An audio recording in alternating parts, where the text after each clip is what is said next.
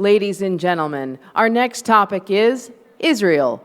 What should the map look like? That question will be answered by our next panel featuring Carolyn Glick, Yishai Fleisher, Congressman Lee Zeldin, and moderated by Governor Scott Walker.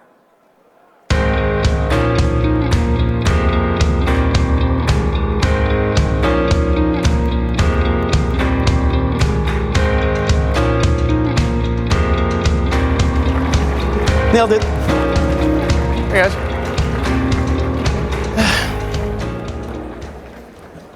Well, shalom to CPAC.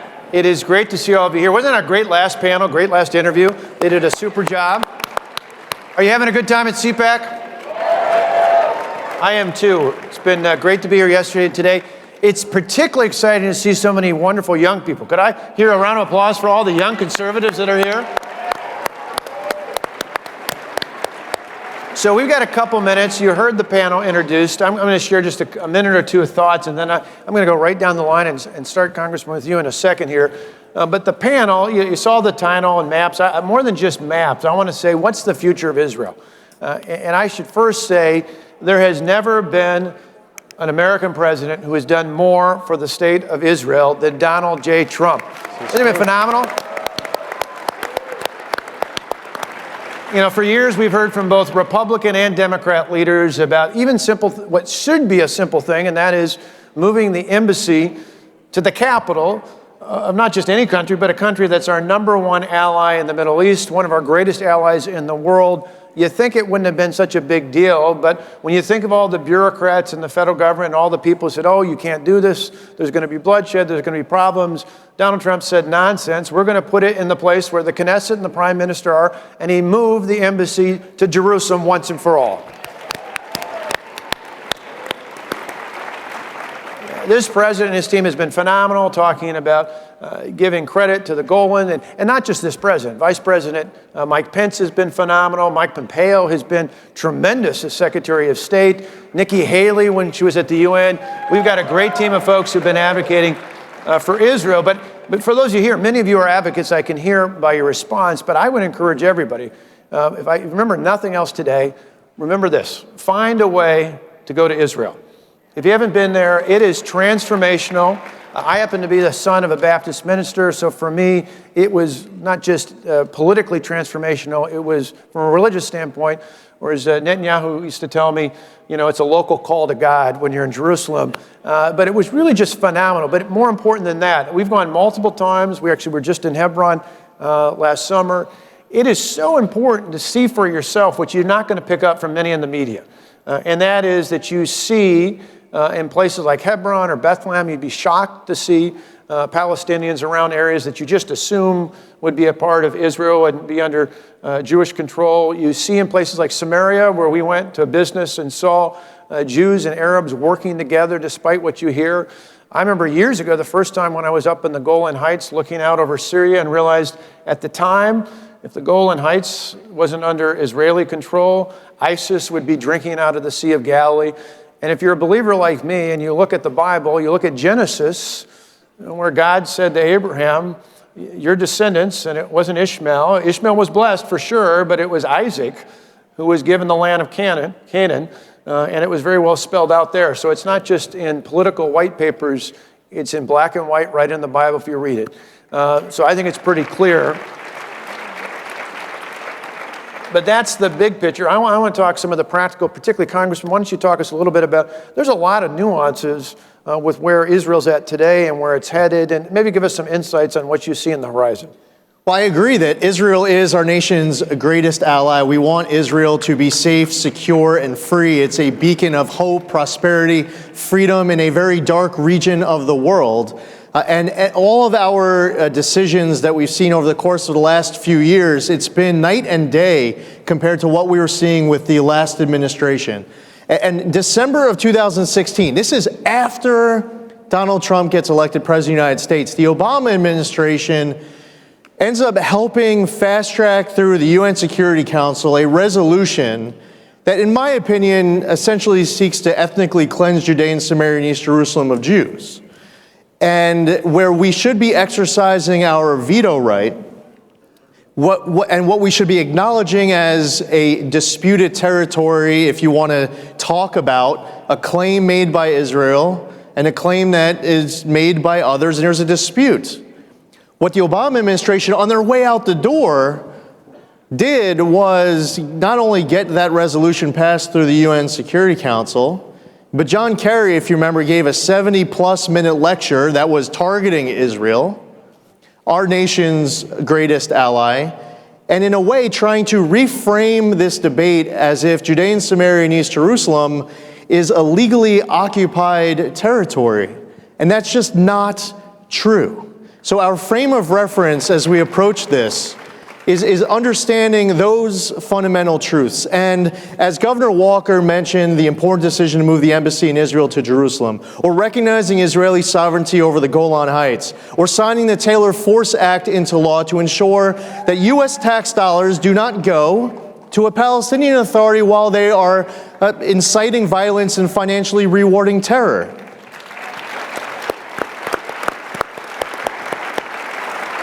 Most recently, we saw an announcement from Secretary Pompeo from the State Department to reverse that administrative action out the door. And it's clearly a fact today that Donald Trump is our president, not Barack Obama, that Mike Pompeo is our Secretary of State, not John Kerry. Thank God. So as we move forward, we need to continue to stand shoulder to shoulder with our nation's greatest ally, understanding a reality that sitting across the table from us is not someone who is able to, first off, they're not even sitting down at the table, but if they were, they couldn't sign and deliver their people in good faith. And when we talk about the Palestinian Authority and Abbas, that's one dynamic of it, and PIJ and Hamas. And listen, it was in Hamas's charter that they were seeking to wipe Israel off. They call jihad an obligation. They say that a Palestinian who negotiates with an Israeli is not a real Palestinian.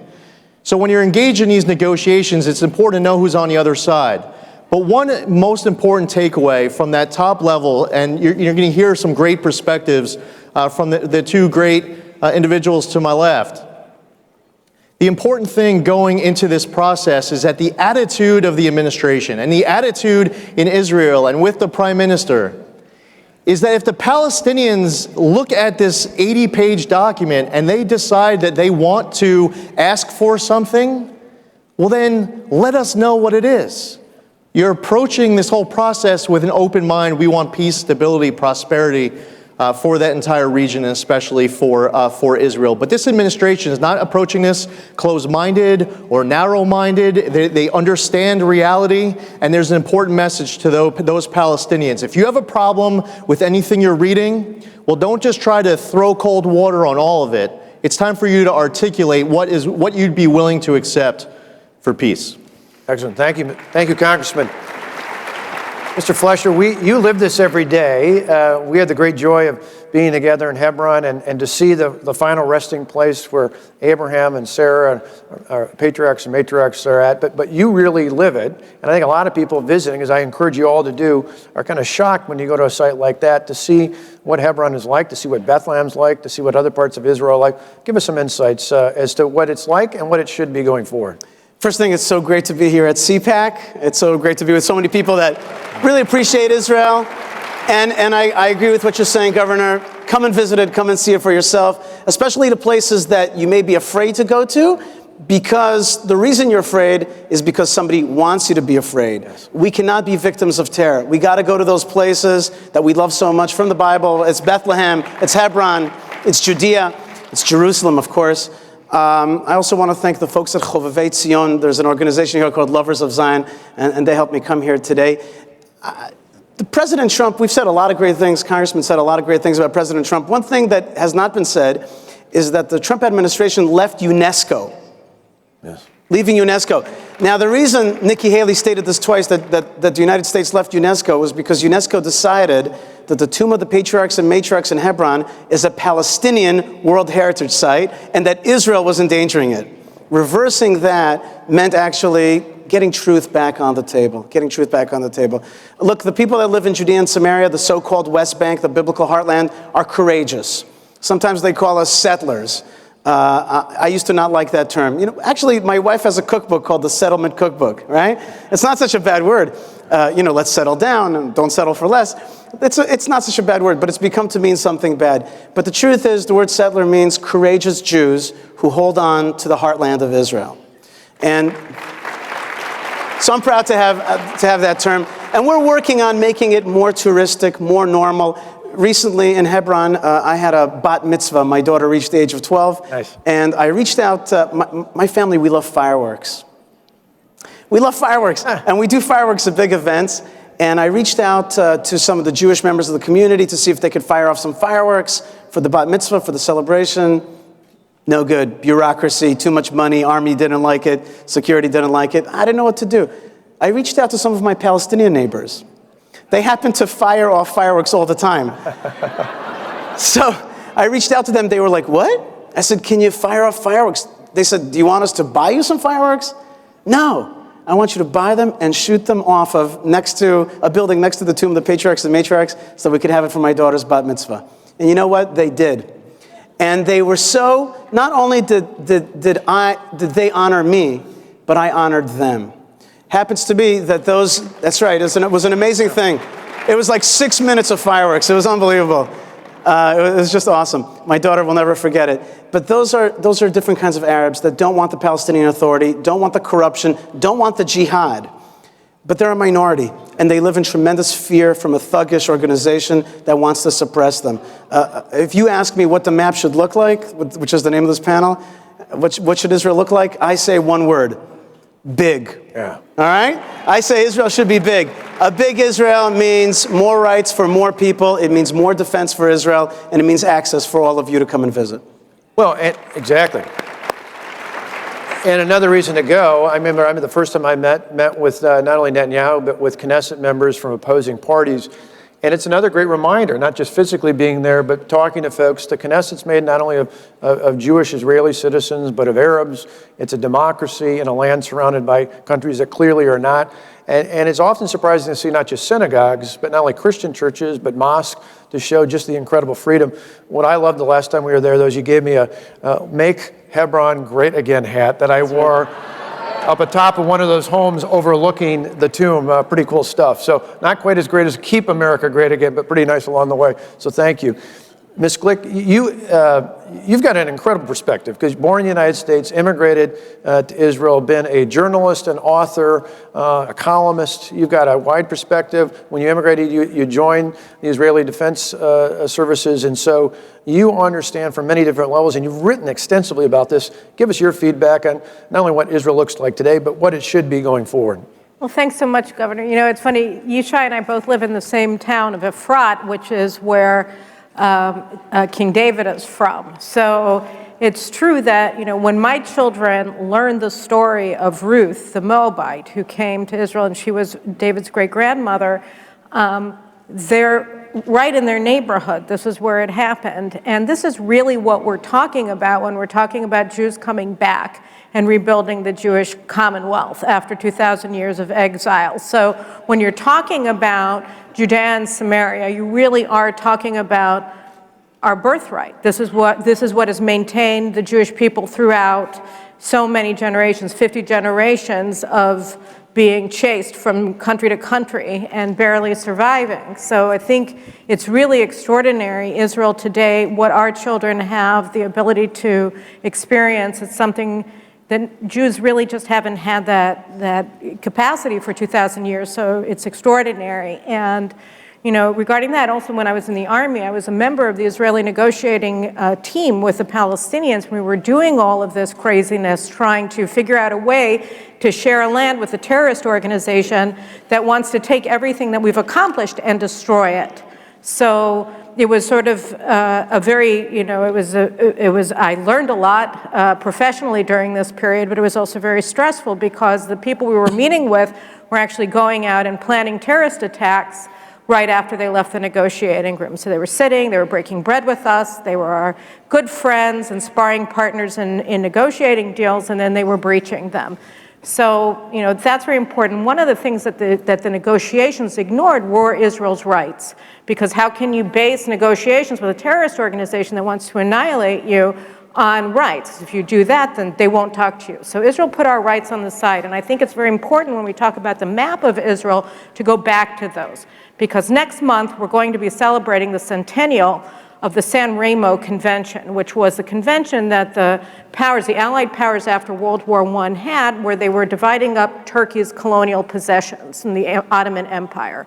And one of the main areas was the mandate for the land of Israel, the mandate of Palestine. And under international law, when a colonial territory gains independence, the borders of the independent state are the borders of the mandate, of the colony. And so this is called uti possidetis juris, and that's the legal norm. So the minute that Israel's borders were determined in 1920 in the San Remo Convention, what we had in 1948 was a country that was supposed to have those borders. Those borders include Judea and Samaria. So we know that those are the lawful borders of Israel. It's just that, and we never gave them up. And we never revoked our legitimate rights to our borders under international law. So I think when we're talking about the map of Israel, we have to start with that map. Now, one of the main things that's so important about the Trump plan and about the Trump presidency, really, is that he's decided that American Middle East policy has to be based on reality and not on propaganda. Because for the past, exactly, last round of applause for President Trump.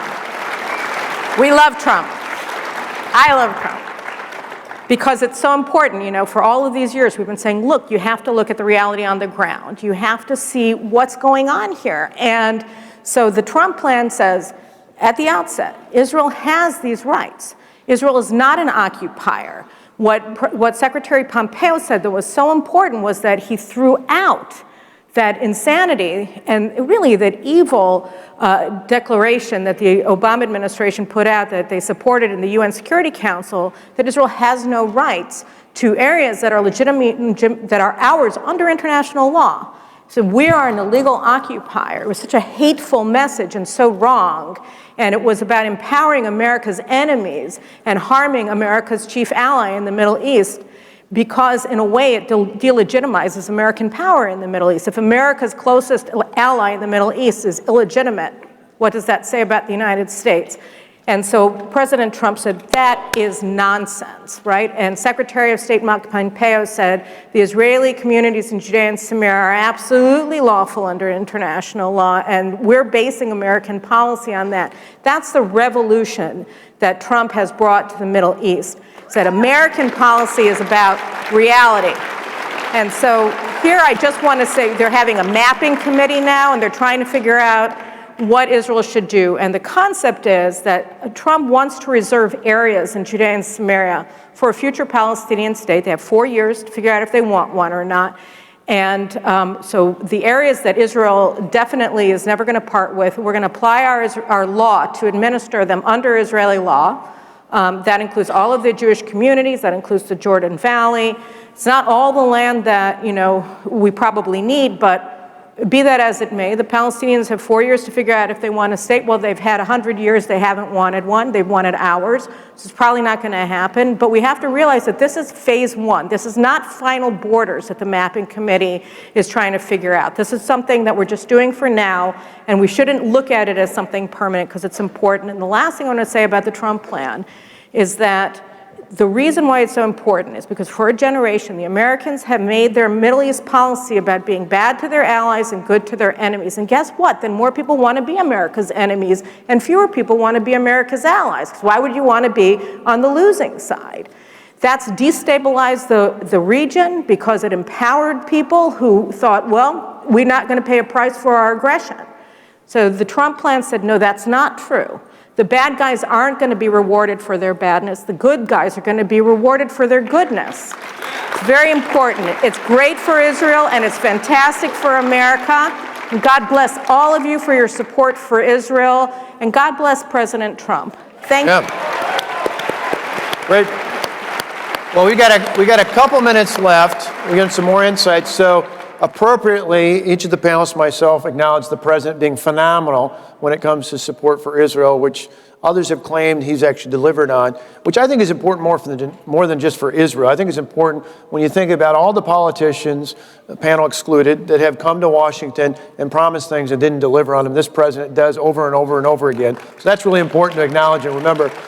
But in addition to praising the president, the likely, and things are still up, I think Biden probably wins in South Carolina. I think things will shake out for a little while longer, but I predicted and still believe that Bernie Sanders will be the nominee, despite his devotion to communist dictators and the Union of Soviet Socialist Republics in the past, and in Cuba and Nicaragua.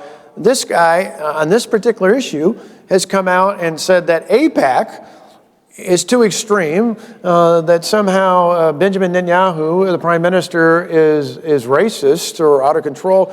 This guy is out of touch, not only as it compares to conservatives, but I think what traditionally even had been more Democrat foreign policy. Where do you see things headed, not only with the presidential race, but when it impacts this, where do you see it with your fellow members of Congress? And I'll tell you my perspective. When I first came to Congress, I was both the highest-ranking Jewish Republican and the lowest-ranking Jewish Republican. We've since doubled our numbers. David Kustoff of Tennessee is now here. Any help electing more? We are still a few short of a minion. But with regards to Bernie Sanders, I mean, the fact that he is harder on Bibi Netanyahu than he is on Fidel Castro, yes, and he's going to be the standard bearer. And his delegates may be setting the DNC party platform. And like what we saw in 2008 and 12 and 16, and the efforts were unsuccessful to insert pro-Palestinian, anti-Israeli language, this time it may be successful. And what is his cabinet going to look like? His highest profile backers in the House are Rashida Tlaib and Ilhan Omar and Ocasio-Cortez. So listen, everything is at stake. This is real. He's on the verge of getting his party's nomination. You're at CPAC in 2020 with everything at stake that you love about your country, your freedoms, your liberties, your Constitution, and there are veterans who are here. This room's filled with patriots. Everything that you love, not just about making America stronger, but strengthening relationships with friends, knowing who our friends are. It's about all of you in this room leaving here and ensuring that we keep America and that we have the right people running this great country. So we've got about less than 2 minutes left from each of you. I want a quick response. So it's like a rapid round.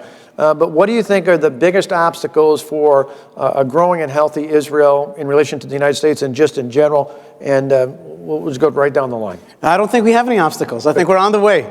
I think that our economy is healthy. I think that the only obstacle is that the Arab countries around us have got to wake up to the fact that the 100-year war is over. It's a waste of time. You're not going to beat us. We're going to be there. Allah's with us. God is with us. And he's going to keep the Jews strong. And there's an opportunity for our Arab cousins to wake up and have that region blossom and prosper.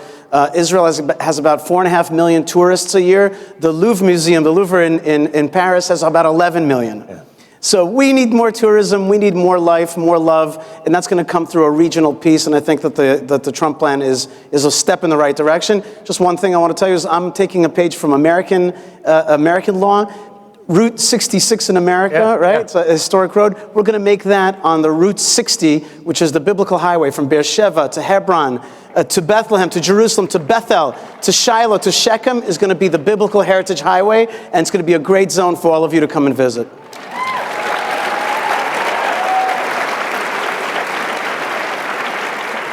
You know, it's so exciting to me. It's so exciting to me to be here, to see how incredible the support we have from the American people here in this room. And I want to tell you, I think you guys are, the conservative movement in the United States is really the most important movement also for the Jewish state, and I dare say for the Jewish community here in the United States. We know that if Bernie Sanders comes in, he's trying to marginalize AIPAC, he's trying to marginalize American Jews and their right to speak on behalf of the issues that concern the community. I'm very concerned about that, and I think that your friendship is extraordinary. It's extraordinary for the Jewish people, extraordinary for the Jewish state, and we just value you so much, and I know that together our strength, our friendship and our alliance will just grow stronger over the years. So again, God bless you for everything that you do. Thank you. Well, thanks to an extraordinary panel, and I will leave all of you here with a charge. So you just heard some exciting comments from our panelists. One of the things I mentioned at the onset was we're so thrilled to have so many young conservatives here amongst us. I would challenge every one of you to go back into your communities, into your states, into your jurisdictions, and share the message that the contrast with socialism is freedom. Talk about it from the heart. As conservatives, we talk and head from our talk and think with our head. The left talks and thinks with their heart.